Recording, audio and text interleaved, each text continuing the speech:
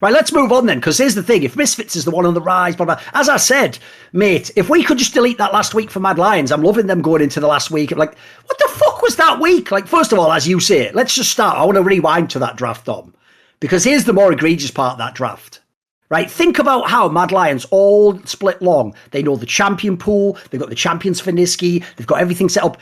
Right, why of all games, when you're playing against another top team, you're playing Misfits now, a team that's going to be in the playoffs, why the fuck would you do that Vi-Ari draft? Because I looked this up, Dom. That's like the second time Elyoya and fucking Niski have ever played those champions.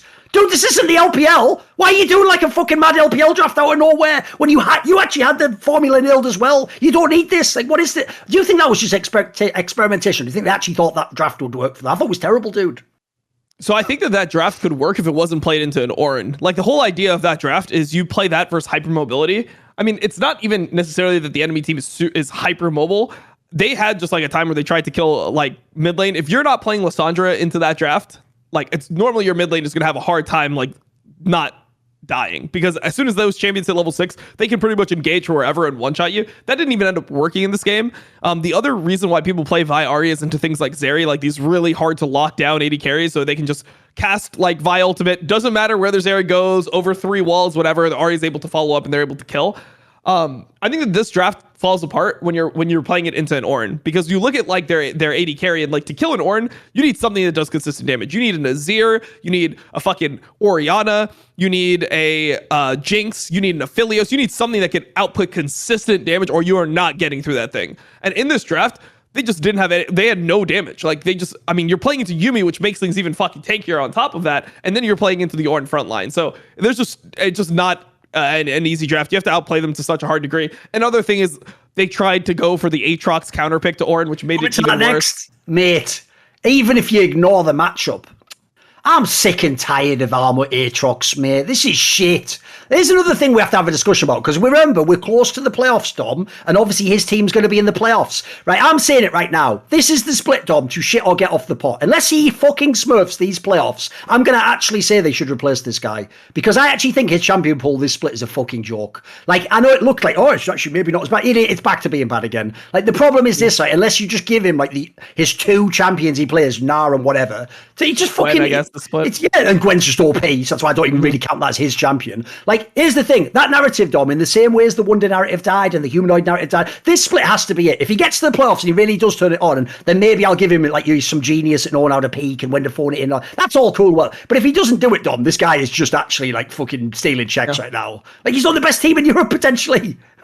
Yeah, I mean, it is what it is. I mean, the thing is, he's just consistently done it. Like, every time he's been in playoffs so far, like, you have to think about, like, it's not just, like, obviously, he's only been to 2 playoffs, so you could say that's a coincidence, but it's also, for me, that he played well at MSI. Like, he was able to play the Lee Sin top, which was really good at that MSI, and then at Worlds, like, he was one of... Elyoya fucking inted that tiebreaker game versus LNG. They should have lost that game. Elyoya played like shit. That was the Kiana game. And Armut kept it to fucking together. Like, he actually played super well in that game, considering that his jungler put him in a fucking hole, bro. You're playing Gnar versus Kennen, which is a matchup that at the time Kennen was favored in. Oh. And then the Kennen gets 2 kills, but Gnar was able to fucking bring it back anyway. So I give him a lot of credit for those matches. And like, I don't know if I would give up on him after a bad playoffs, but I mean, I guess it depends on like the degree of bad. If he's just fucking having this Aatrox game 10 times in a row in playoffs, like, all right, then that's a different story. But if he's like has some good games, some bad games, and he's not in like God mode, but he's not into the game, maybe I'm more okay with it. I don't know. I respect the clutch factor in players. That's something that I've always liked. I mean, it's part of the reason why Perkz is my favorite player. I just always value that extremely highly. I mean, it's one of my favorite things in sports too. I mean, I was a huge fucking like Dwayne Wade guy, like Kobe, like Michael Jordan, all those guys I love way more than somebody like LeBron. So those are things that I value a lot, but I can see how people would not want to have that, because when somebody's just clutch and they don't have the skill, you just feel like it's going to run out eventually. You're like, when is the moment where it just stops working and you just are trash? Yeah. No, that absolutely is what happens. I mean, here's the thing. I will say it. If you're taking it that he's that sort of player, like I say, to me, it's not a crazy sample size, but I guess, yeah, he did pretty well last year. I'll give you that. The problem is, as you say, that is always the way it goes, by the way.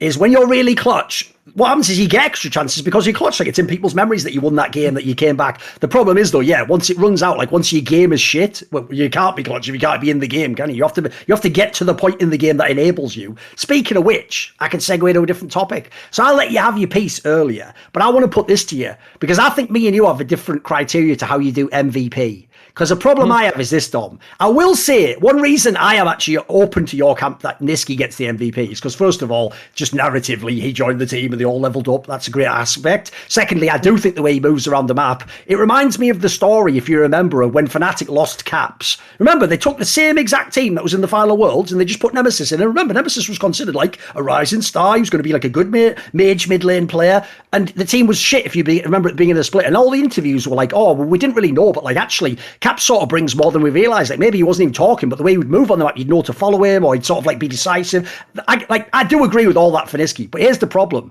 If you read the interviews, it doesn't sound actually like he's a shot caller though. It sounds like he moves and he goes with people and makes plays, but it sounds, they claim El Yoya's the main shot caller. Yeah. So this is my question. Yeah, so this is my main question. When I do MVP, the problem is this, right? In theory, if Nisqy played identically, but he had Zanzara as his jungle, I don't think he'd be able to have the same success in the game.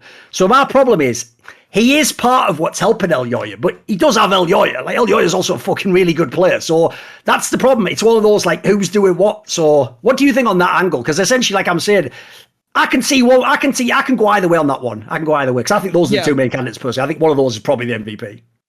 Yeah, for me, it just doesn't seem plausible because El Yoya, like, seemed so lost last split. That's true. So for me, like, I mean, obviously Kaiser's going to know better than me, but I don't know how much of that is him being genuine or him just wanting to hype up his boy, like, because El Yoya was getting less credit. So I don't know, like, what his intentions are behind that quote. But what I will say, because I saw the Reddit thread, the interview that you were talking about, I will say that, like, it's the difference between literally a 7th and 1st place team, one player, and it wasn't like Reeker was definitely not fine. Like, he wasn't good, but he wasn't running it down literally every game. No, he wasn't at all, no. Like, El Yoya and Kaiser just looked lost as a duo together because they didn't know, they didn't have direction on what they want to play for. So I don't know. I can't imagine that, like, maybe El Yoya is making, like, overall calls. Again, maybe he's the shot caller in some other sense, but it seems like a lot of the plays that are made are around Nisqy's move timers. So I don't know, like, I don't know if El Yoya is just reading Nisqy's move timers and then he's making the call, or exactly how it goes. I just feel like the difference between how the team is playing last split to this split with the replacement of one player, and like we said, not a player that would be fine, but a player that wasn't running it down every fucking game. He wasn't like just sprinting it. It was like, holy shit, this guy is just terrible. He wasn't doing what Blue or like Correa was doing last year. So I just don't see how that could not be like the most value added to a team. I mean, it's such a big difference. Bad Lions looks like a completely different team. Sure. I guess my counter to that would be, yeah, but that's the problem. You're only giving me two options. I can either have Nisqy or I can have Rika. It's like, wait a minute, whoa. If the off-season, I'd never be taking Rika. So the difference is, if I was to put another mid laner there, they wouldn't be as good, but exactly. they could be quite close though. Okay, so this is what I would say. If I took your thing where it's Zanzara plus Nisqy, I think that they would make playoffs. I think with Zanzara and Nisqy, they would make playoffs. But I think with Rieker and El Yoya, they didn't. So that's like, I think that Nisqy is providing more value than El Yoya could with a different mid. So if you take somebody who's like, let's say Rieker was one of the worst, right? Or like, the thing is, Rieker, I don't even know if I would say that Rieker was like the Zanzara of mid lane, because Zanzara was, I think, actually that's an extreme example, obviously. Yeah. So like, but like, let's say we took somebody else. Let's say we took somebody who's a bottom 3 jungler from last split. Oh, sorry, we're going junglers. I mean, Slatton's one. I don't care. Even people said he was the rookie of the split, but it wasn't that good. Yeah, I mean, I would say that I would think that Nisqy with Schlatten would actually perform better than El Yoya did with Rieker. So I will give Nisqy the credit there, just because I've seen it with so many players. Like, he is the fucking jungle whisperer. That's the thing about Nisqy. Yes. Like, this guy is the jungle whisperer. Yes. Ask anyone who he plays with. They love playing with this guy. that was the whole joke when he was playing in LCS. Every single jungler that he had was MVP. He never got the credit, right? Yes. But every jungler he got. It's actually the same story as Perks, if people don't know. And I think they actually understandably have a similar narrative in that sense. I think they both deserve credit because, let's be real, there's plenty of mid laners, by the way, tons of mid laners that have amazing skill in laning. By the way, that Chovy guy was definitely one of these guys if you ever read the interviews. But they're fucking dog shit working with the jungler. They really do treat the jungler like just some slave who's supposed to just come to mid lane. Like, these guys, as we say, Perks and Nisky, my joke is, because no one knows fucking basketball, so I can never use this terminology, but I say the joke is they play the game like inside out. They're like the guy where like you go in with the ball to pass out to the shooter. You know, that's like the way they play, instead of like everyone, all the mid lanes in LEC play like fucking Shaq or something, like, just give me the ball. Like, you can't only play that one style, can you?